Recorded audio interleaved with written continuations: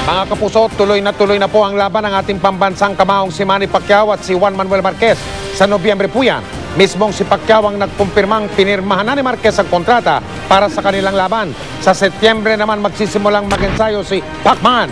Ito na ang ikatatlong laban ni Marquez at Pacquiao. Sa ngayon ay nagpapahinga sa Sarangani si Pacquiao habang nakarises ang Kongreso. Okay naman, tuloy na yung Marquez. Nakapirma na ng kontrata siya.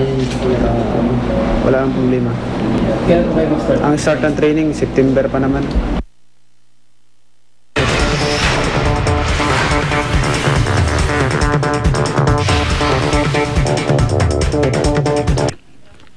Itinanggi ni Supreme Court Associate Justice Maria Lourdes Sereno ang ulat sa isang pahayagan na binatikos niya ang kapwa maestradong si Associate Justice Conchita Carpio Morales. Sa isang statement, sinabi ni Sereno na walang katotohanan ang sinasabi sa artikulo na naniniwala siyang pwedeng masangkot si Carpio Morales sa plagiarism.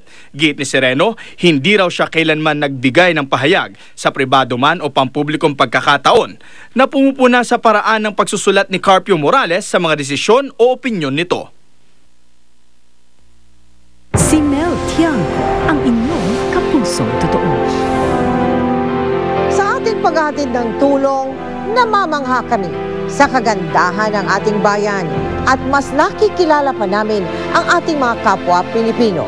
At kasabay niyan, napapanood po ninyo ang hirap na kaakibat ng aming mga paglalakbay.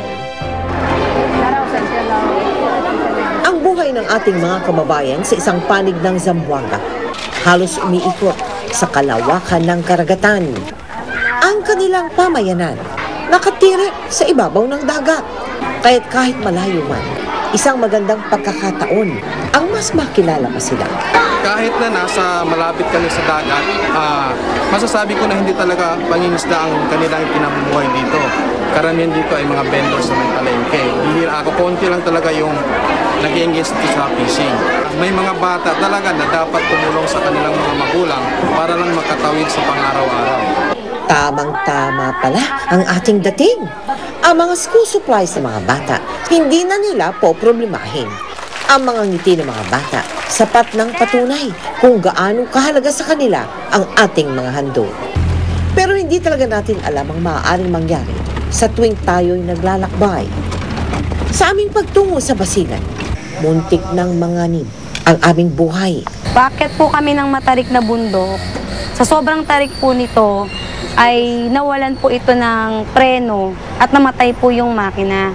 So kaya ang nangyari po ay dumauslos po kami papunta sa bangin. So yung iba pong mga kasamahan ko talagang nagsitalunan na.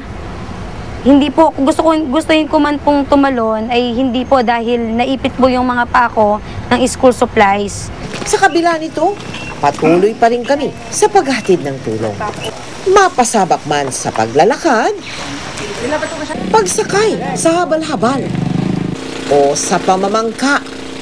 Sulit naman lahat ng hirap sa dami ng mga batang ating napapasaya.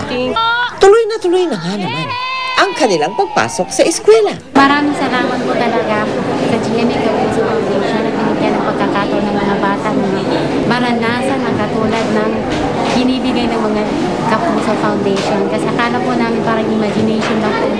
Nakikita nila sa TV, ngayon po ay nandito na sila at nararamdaman nila ang totoong Kapuso talaga.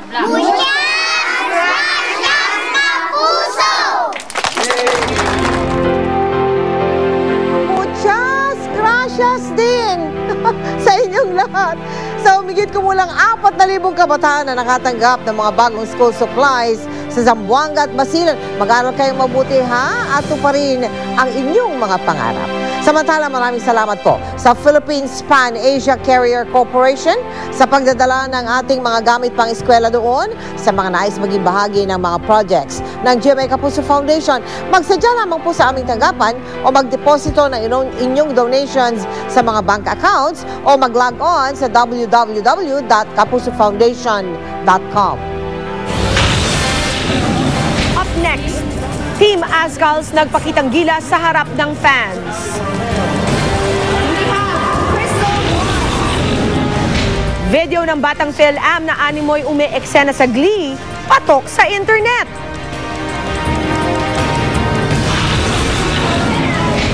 At cast ng Twins Class of 2012, paano kaya mag-bonding sa shooting? Tutok lang dito sa 24 oras. Ang grabing sipon, iba sa